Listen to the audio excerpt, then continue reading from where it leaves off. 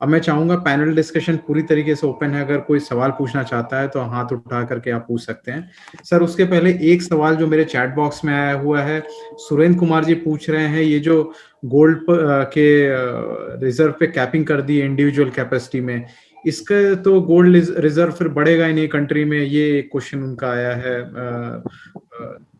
सुरेंद्र जी का। तो इस पर आपका क्या कहना है कि पर मेल 250 ग्राम से ज्यादा नहीं इंडिविजुअली इसको होल्ड कर सकता है, और फीमेल मैरिड फीमेल 500 ग्राम से ज्यादा नहीं कर सकती, तो गोल्ड रिजर्व्स और इकोनॉमी को आप किस तरह से जवाब देते हैं? मुझे लगता है कि पंत जी अगर इसका जवाब दें तो, और कुछ दृष्टिकोण अपना डालें पंत जी, कि गोल्ड रिजर्व्स को इकोनॉमी के साथ में कैसे जोड़ करके देखा जाए। देखिए, गोल्ड जो है एक बड़ा अजीब कमोडिटी है।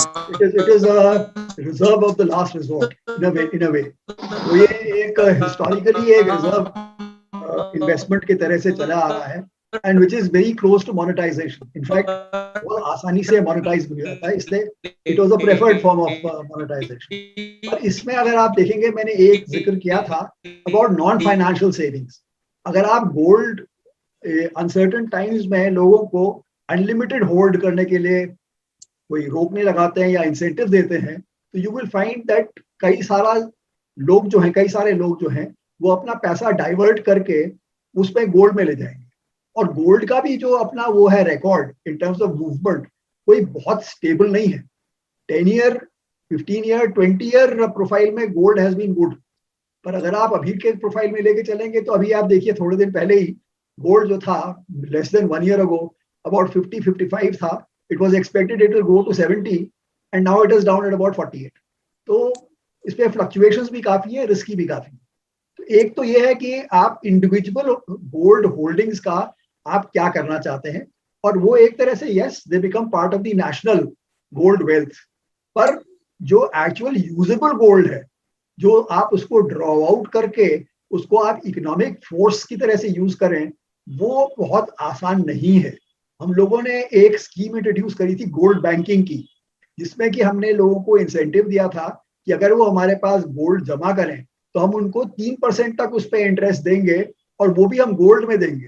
पर उसके अंदर एक प्रोविजन था कि गोल्ड को पहले 999 प्योरिटी पे लाया जाएगा, और फिर उसके ऊपर जो है वो लोगों को जो इंटरेस्ट है और रिटर्न मिलेगा। उसमें कुछ लोगों का क्योंकि फैमिली एयरलूम्स थे, पुराने पुश्तैनी उसमें जेवरात थे, इसलिए वो स्कीम चली नहीं ज्यादा। फिर भी जैसे कुछ मंदिर ट्रस्ट वगैरह है, उनका पैसा आया था, पर ये बहुत सक्सेसफुल नहीं हुई। उसका ये भी एक कारण था कि लोग बाग जो है अपना गोल्ड होल्डिंग जो है उसको बहुत पर्सनल मानते हैं, और वो उसको निकाल के बैंक्स में इसमें डालना उनको अच्छा नहीं लगता। और दूसरा, अगर आप गोल्ड होल्डिंग्स पे इस तरह का रिस्ट्रिक्शन लगाएंगे, तो आपको याद होगा मोरारजी देसाई के टाइम पर भी गोल्ड कंट्रोल ऑर्डर होता था, जिसके अंदर काफी रिस्ट्रिक्शंस थे कि आप कितना गोल्ड होल्ड कर सकते हैं। पर वो कहते हैं कि वो it was observe more in the breach than in the compliance. तो वो आप अगर एक ब्रीच वाला माहौल एनकरेज करना चाहते हैं, यू कैन ट्राई। पर गोल्ड का इंडिया में एक जो कहते हैं it is the global sink for gold. यहाँ पे गोल्ड का जो है either directly through official channels या indirectly through smuggled channels, gold का इंडिया में खपत बहुत है। एक जमाने में किसी ने एस्टिमेट किया था कि इंडिया में 600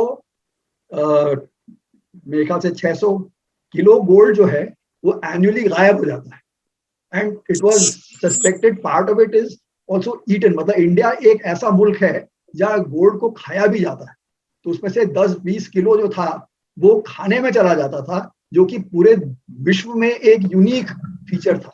तो आप गोल्ड पे एक अगर रिस्ट्रिक्शन लगाते हैं, तो वो रिस्ट्रिक्शन मुझे नहीं लगता कि बहुत इजीली एनफोर्सेबल होगा, और उसके वायलेशंस काफी होंगे।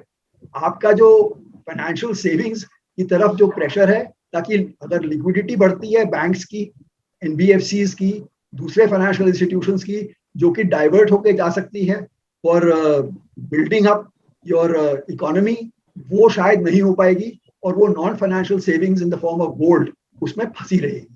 तो ये एक मेरा इस पे व्यू है, and that is one fact.